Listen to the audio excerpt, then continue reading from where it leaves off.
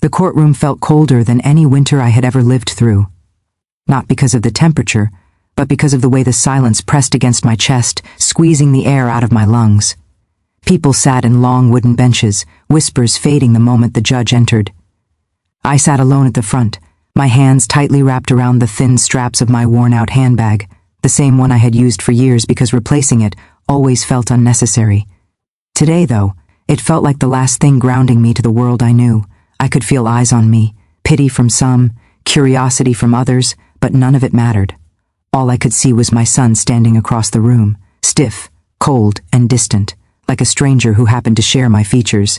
Daniel had always been the child I protected, the one I worried about, the one I prayed for every night. Yet here he was, in a crisp suit, looking polished and collected, as though this entire courtroom battle was nothing more than a meeting he had to get through. I wanted to search his face, to find even a hint of the boy he used to be, the boy who used to fall asleep on my shoulder during long bus rides, the boy who cried when he first lost a pet, the boy who said he would take care of me someday. But I couldn't find him. His jaw was set, his expression hard, and when his eyes met mine, there was something there I didn't recognize. Resentment, frustration, disappointment, or maybe all three. I lowered my gaze, trying to steady the shaking in my hands. My heart thudded painfully in my chest, and I tried to remember when things had begun to fall apart between us. Maybe it was the day I told him about the scam. Maybe it was much earlier, in all the moments he misunderstood my silence as weakness, my sacrifices as insignificance. The truth was, I had never been good at asking for help. After my husband passed, I learned to be the strong one. I learned to rely on myself. I learned that if I didn't hold things together, everything would fall apart. But now, here I was, sitting in a courtroom because the one person I raised was convinced I was incapable. The judge flipped through papers, the sound of pages turning echoing loudly through the hushed room. My lawyer whispered something reassuring, but I hardly heard her. My ears were ringing, my throat tightened, every muscle stiffened as Daniel stepped forward. I watched him adjust his tie, clear his throat, and raise his chin. Then, without warning, he did something that made time stop around me. He lifted his hand, pointed directly at me, and shouted with a force that stunned even the judge. "This old woman only knows how to waste what she never earned." The words pierced through me like a blade. Gasps rose from the audience. Someone muttered under their breath. Even the judge's eyebrows shot up in surprise. But me, I sat frozen, staring at my son as though he had just transformed into someone I had never met. The room blurred, my eyes burned, and my breath caught in my chest. I felt something deep inside me crack, not the kind that heals with time, but the kind that leaves behind a scar. I couldn't stop my memories from flooding back in that moment. Memories of working overtime, of stitching worn clothes, of skipping meals so he could have more, of walking to work so he could take the bus to school, of saving coins in jars because every dollar mattered. I remembered sitting with him at the kitchen table, helping him study, encouraging him through every failure, celebrating every success. I remembered carrying the weight of our life alone, never once thinking of giving up. And now, hearing him accuse me of wasting what I had never earned made my chest ache in a way I didn't know was possible. The judge told him to calm down, his voice firm but controlled. Daniel took a breath, but the anger in his eyes didn't fade. He believed every word he had said. He believed I was reckless. He believed I was irresponsible. He believed I had ruined everything. And the worst part was, he didn't know the truth behind the mistake I made. He didn't know how scared I had been when the scammer called, threatening to cut off my power. He didn't know how long I had stood in the store, embarrassed and confused, buying those ridiculous payment cards because the man on the phone made it sound like an emergency. He didn't know how ashamed I felt afterward, sitting alone in my house, staring at the empty space where my savings used to be. He didn't know because he never asked. He only assumed. He assumed the worst. And in the middle of that courtroom, he was ready to let everyone else assume the same. I watched him continue speaking, his voice calm now, almost professional, telling the judge how I had mismanaged money, how I had fallen victim to a scam, how I was no longer able to make rational decisions. People listened. Some nodded. Some looked sympathetic toward him. Meanwhile, I sat there, feeling smaller and smaller with each word he spoke. I wanted to speak, to defend myself, to tell them I had spent my entire life being careful. responsible, disciplined. But my voice felt trapped in my throat. My hands trembled, my heart pounded. I felt like an intruder in my own story. And while he spoke, I studied him. The confidence, the certainty, the way he sounded so sure that he was doing the right thing. But beneath all that, I could sense something else, something he didn't say out loud: fear, embarrassment, the fear of having an aging mother who made a mistake, the embarrassment of thinking he had to clean up after me, the frustration of believing he needed to take control because I had lost mine. It was easier for him to blame me than to accept that life sometimes corners even the strongest people. As the judge listened, I felt a heavy sadness settle into my chest. This wasn't just about money. This wasn't just about a scam. This wasn't even about the court. This was about the slow unraveling of a relationship built over decades, now hanging by a thread because of misunderstanding, pride, and unspoken expectations. This was about a son who forgot the weight of his mother's sacrifices, and a mother who never imagined her son would stand against her in a courtroom filled with strangers. I sat there waiting for my turn, knowing that no matter what happened next, nothing would erase the moment when my son pointed at me and yelled those words. The damage was already done. The trust had already cracked. The wound had already been opened. And the courtroom, with its cold walls and colder silence, became the witness to a kind of heartbreak no parent ever wants to feel. I rose slowly, feeling the stiffness in my knees, the weight of years pressing through my bones, but also something steadier, something that had kept me alive through loneliness, struggle, and loss. I stood before the judge, before the courtroom, before my son, and I felt my voice rise from a place I had buried for a long time, a place of Ruth, a place of pain. I could feel everyone watching me, waiting to see whether the confused old woman Daniel described would mumble helplessly or crumble under pressure. But I didn't crumble. I didn't shake. Not this time. This time, I needed to speak, because it felt like the last chance I had to tell my story, not the version people imagined, but the one I lived. I breathed in slowly, remembering the early mornings I spent walking to work before sunrise, the evenings when exhaustion made my hands tremble as I graded books, arranged shelves, and prepared lessons for students who would forget my name the next year.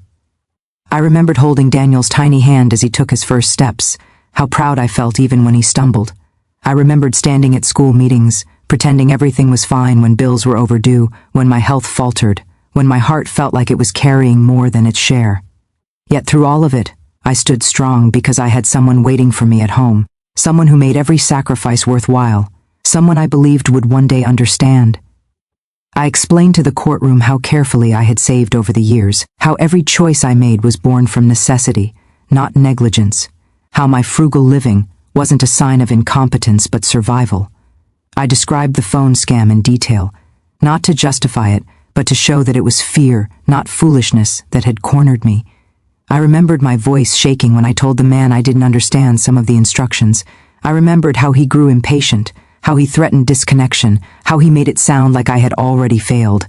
I remembered standing in that small grocery store with a handful of payment cards, feeling embarrassed, feeling watched, feeling vulnerable in a way I hadn't felt in decades. I could hear a few murmurs in the courtroom as I spoke. People shifted in their seats, our expressions softening. Even the judge leaned forward, listening more intently. I didn't look at Daniel yet. I wasn't ready to see whatever expression he wore, anger, shame, or maybe stubborn disbelief. I needed to get through the truth first. I needed to reclaim the dignity that had been taken from me the moment my son filed those papers. I told them how Daniel had arrived at my house the day he found out, anger written all over him. I described how he paced the living room, his voice rising with every sentence, accusing me of destroying my future, accusing me of carelessness. And the worst part was, I understood his fear. I understood his disappointment. But I couldn't understand the lack of compassion. Daniel didn't ask if I was scared. He didn't ask if I was confused. He didn't ask how the scammers convinced me. He didn't ask if I needed comfort or support. He simply attacked the mistake without seeing the person who made it. I described the night I sat alone after he left, the way the quiet house felt heavier than usual, how I kept hearing his words echo through the walls. "How could you be so stupid, Mom?" Those words stayed with me like a bruise. I told the court how I cried, not because of the money, Money can be earned, saved, lost, found again, but because of the disappointment I saw in his face. The disappointment that said I was no longer someone he respected. Then I spoke about the documents he brought later, those neatly printed pages with polite legal phrases that disguised their true purpose, taking control. My home, my savings, my independence. I read them carefully, feeling disbelief wash over me. My boy, my only child, wanted me declared incompetent, not temporarily, not for guidance, not for shared management, but full guardianship, full control, as though I were incapable of understanding my own life, as though I had suddenly become a burden to carry. I told the judge how I refused, how I stood up from my chair and gave him back the papers with shaking hands but a steady voice, how Daniel grew angrier, accusing me of being in denial, insisting I needed him to act before things got worse. But it wasn't concern in his voice, it was frustration. It was the frustration of someone who believed responsibility was something you forced, not offered. I finally looked over at Daniel. He sat stiffly, his jaw locked, but there was something else in his eyes, a flicker of guilt, maybe, or disbelief that I was speaking so clearly. Perhaps he expected me to be quiet, overwhelmed, unsure, but I wasn't. I raised him to be strong, and maybe now it was time to prove that I was strong too. I explained to the court the reason I refused those documents. It was not pride, I said. It was not stubbornness. It was fear. Fear of losing the last parts of my life that still belonged to me. Fear of being treated like a problem instead of a person. Fear that the child I raised with love could take away my choices with the stroke of a pen. I felt the room still as I continued. I spoke of the memories embedded in my house, the way my husband painted the walls himself, the evenings we spent planting flowers in the yard, the corners where Daniel once played with his toys. That house wasn't just property. It was the home of every joy, every hardship, every moment that shaped us as a family. Losing it would mean losing the last piece of a life I once shared with the people I loved. I told the courtroom that yes, I made a mistake, a painful, expensive mistake, a mistake that made me question everything I thought I knew about myself. But I also reminded them that a single mistake does not erase decades of competence, that vulnerability does not equal incapability, that age does not automatically strip a person of their understanding, that sometimes aging just means life has changed. Circumstances have become different, strength is measured differently, but dignity remains the same. I could sense the shift in the room, the way people began to see me, not as the fragile woman Daniel painted me to be, but as someone who had lived, endured, and persevered. Someone who had a story, a history, a purpose. Someone who deserved to be heard. And as I continued to speak, I realized something within myself too. For years I had hidden my feelings, swallowed my exhaustion, pretended to be unshakable. I had done it for my son, for our future, for the life we were trying to build. But standing there, speaking my truth, I finally felt something loosen inside me. Not victory, not defiance, but release. The release of years of silent sacrifice finally being acknowledged, even if only by a room of strangers. I spoke of the gap between parents and children, how misunderstandings grow when both sides carry unspoken expectations. I told them how I never wanted to be a burden, how I never wanted Daniel to feel responsible for me, how every sacrifice I made was in hopes that his life would be easier than mine. I spoke of how painful it was to realize that somewhere along the way, love had turned into resentment, concern had twisted into control, and protection had begun to feel like punishment. I ended by explaining that mistakes are not signs of weakness. They are reminders that we are human, that life continues to test us, that even those who seem steady can falter. And I wanted Daniel to understand that his mother was not falling apart. She was simply asking for compassion, for patience, for the kind of understanding she had given him his entire life. I looked at him one last time, not expecting recognition, not expecting an apology, but hoping that somewhere behind his hardened expression, he still remembered who I was, what I had done for him, and how deeply I had always loved him. The judge leaned back in his chair, fingers interlocked, eyes steady as he absorbed everything that had been said. The room was painfully quiet, the kind of silence that feels alive, tight, stretched between anticipation and dread. I stood there with my heart pounding in my chest, not sure what would happen next, not sure if anything I had said had reached the places in Daniel that had once belonged to warmth, not frustration. My breath felt shallow, but I managed to keep my posture firm, refusing to shrink even as minutes felt like hours. When the judge finally spoke, his voice was calm, but it carried a weight that made every head in the room lift. He addressed Daniel first, asking him a series of questions about my daily life, my habits, my routines, my medical reports, my me. Intel evaluations. Daniel answered, but his voice lacked the certainty he carried earlier. There was a hesitation, a faltering. Perhaps it was because he was beginning to see how his accusations hung in the air like smoke, suffocating not just me, but him as well.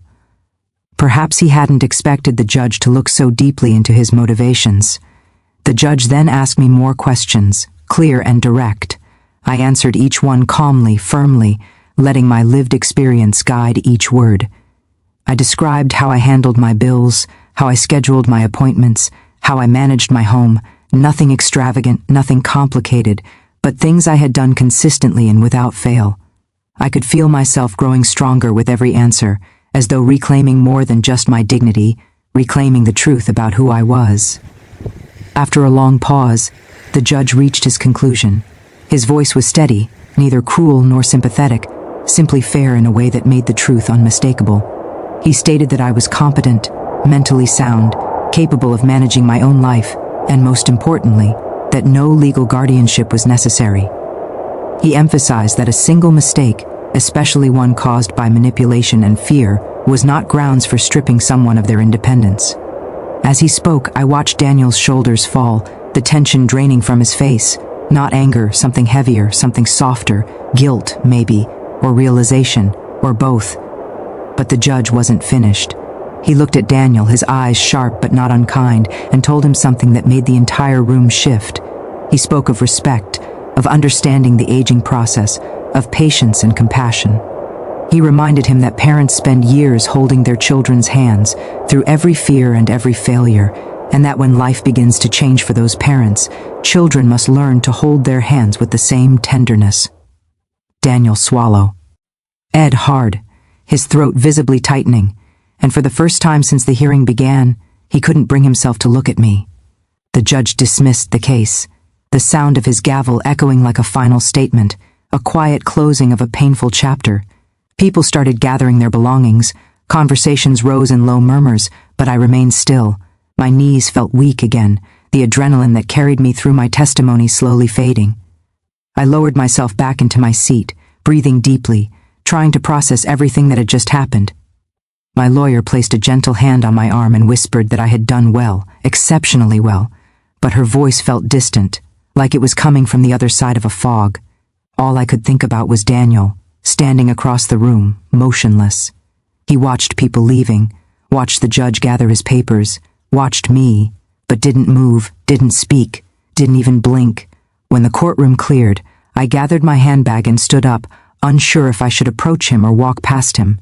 Part of me wanted to reach out, to comfort him the way mothers instinctively do. Another part of me felt wounded, too raw to bridge a gap he had created with accusations and raised voices. I turned toward the door, ready to leave quietly, when I heard his voice, soft, shaky, nothing like the man who had shouted earlier. "Mom, wait." I froze. Slowly I turned around. Daniel stood there, hands at his sides, looking smaller somehow, like the confident man had melted away, leaving behind the boy I once knew. His eyes glistened, not with anger this time, but with something more fragile. His steps were hesitant as he walked toward me, each one heavy with words he didn't yet know how to speak. When he reached me, he opened his mouth, closed it again, then finally let out a breath that sounded like defeat mixed with regret. I didn't mean for it to go this far. His voice cracked, and he blinked rapidly, his composure slipping. I didn't know what to do. You scared me. When you told me about the scam, I panicked. I thought you were losing control. I thought I had to fix it. I thought that was my job. I felt my chest tighten, a different kind of pain. Softer, but deeper. He wasn't trying to justify himself. He wasn't angry. He was lost. And for a moment, I saw not the man in a suit, but the child who once clung to me when thunderstorms rattled the windows. "I'm sorry," he whispered, the words trembling. "I said things I shouldn't have. I hurt you. I didn't listen. I should have listened. I didn't speak right away."